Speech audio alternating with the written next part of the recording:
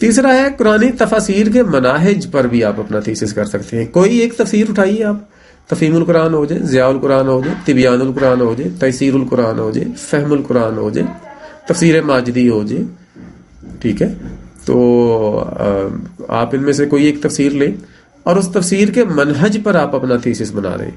آپ کے تھیسس کا ٹاپک بن سکتا ہے کہ تفسیر ضیاء القرآن کے منہج کا جائزہ، یا تفسیر تبیان القرآن کے منہج کا جائزہ، یا مولانا غلام رسول سعیدی کے منہج تفسیر کا تحقیقی مطالعہ. اس طرح تو کسی ایک تفسیر کے منہج پر آپ اپنا تھیسس کر سکتے ہیں.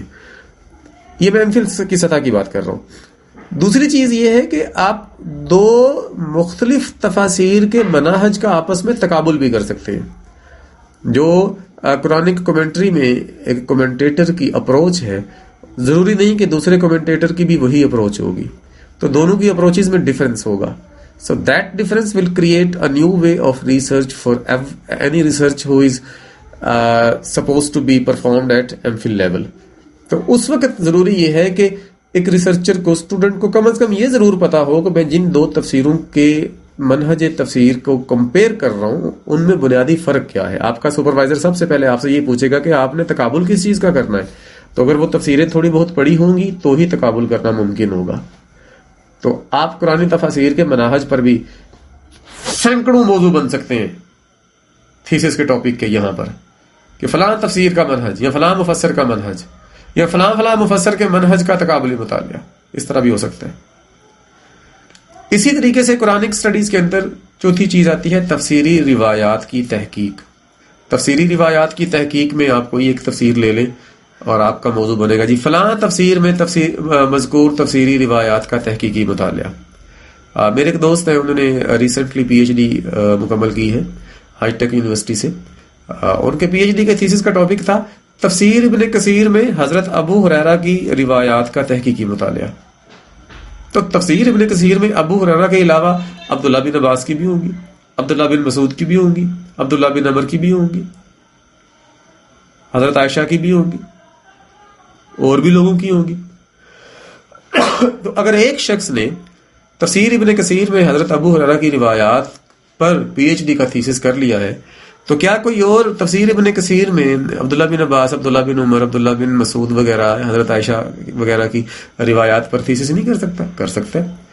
موضوع بنے گا تفسیر ابن کثیر میں عبداللہ بن عباس رضی اللہ عنہ کی تفسیری روایات کا تحقیقی مطالعہ.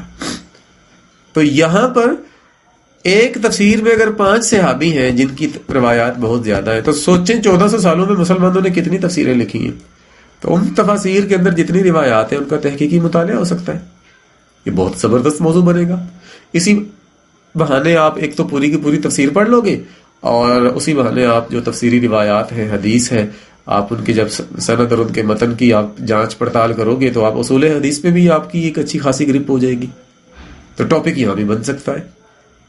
پھر اگلا پوائنٹ ہے قرآنی تفاسیر کا تقابل.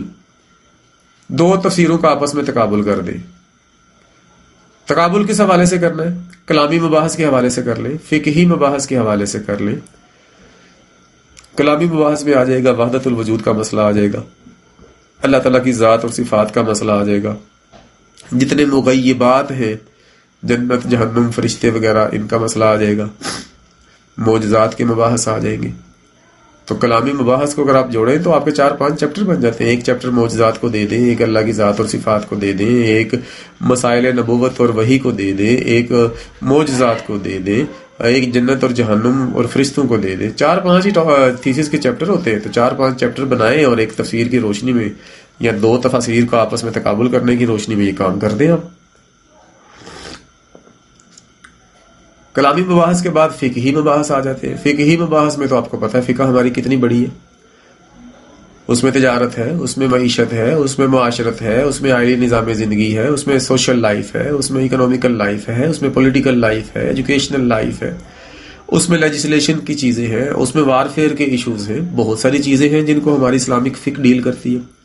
تو کسی ایک تفسیر کو لیں اور اس کے فقہی مباحث پر آپ تھیسس کر دیں، یا دو تفاسیر کو لیں اور دونوں تفاسیر میں فقہی مباحث کے حوالے سے جو اختلافات ہیں ان کی نشاندہی کریں اور ان کے درمیان مطابقت پیدا کر دیں. اسی طریقے سے دو ایسی تفاسیر اٹھائیں جن کے اندر تفسیر بن رائے بھی ہے. تو تفسیر بن رائے ایک مفسر نے بھی کی ہوگی، دوسرے نے بھی کی ہوگی.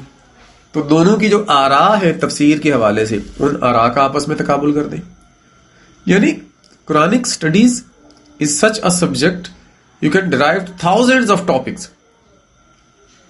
کبھی بھی کمی نہیں ہو سکتی کسی بھی ریسرچر کو قرآن پر ریسرچ کرنے کے حوالے سے، ممکن نہیں ہے. اچھا جی، اسی طریقے سے آپ کسی ایک مفسر کے تفردات پر تھیسس کر سکتے ہیں. مثلا میں نے ایم فل میں تھیسس کیا تھا ڈاکٹر اسرار احمد کے تفسیری اختیارات. ابھی ڈاکٹر اسرار احمد کی تفسیر چھپ کر آئی تھی 7 جلدوں میں، تو فوری طور پر میں نے اس کا ٹاپک اپروو کروا لیا. تو اس میں ایک چیپٹر ہے جس میں میں نے ڈاکٹر صاحب کے تفردات بھی بیان کیے. تو آپ اس طرح کوئی ایک مفسر لیں، اپنی مرضی کا کوئی ایک مفسر لیں، اور اس مفسر کی تفسیر کے اندر جو اس کے تفردات ہیں وہ تفردات آپ بیان کر لیں. یہ بڑا مزے کا کام ہے.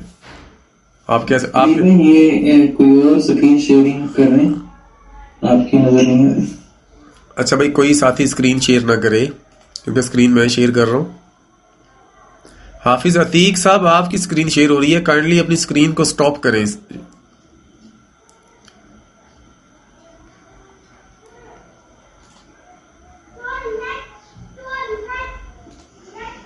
اچھا، ابھی میری اسکرین نظر آ رہی ہے؟